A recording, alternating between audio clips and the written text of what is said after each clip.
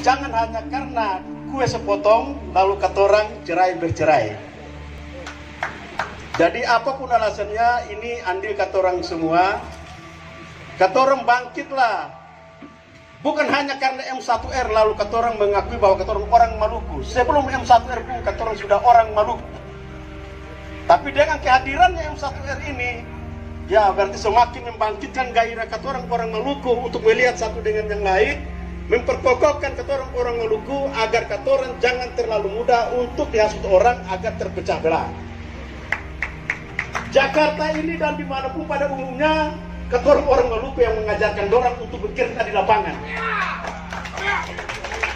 Jadi kalau katorang tidak satu, tidak kokoh untuk mempertahankan itu, lalu siapa lagi yang mempertahankan itu kalau bukan katorang? Ya. Jadi hari ini Ketua Umum 3T sampaikan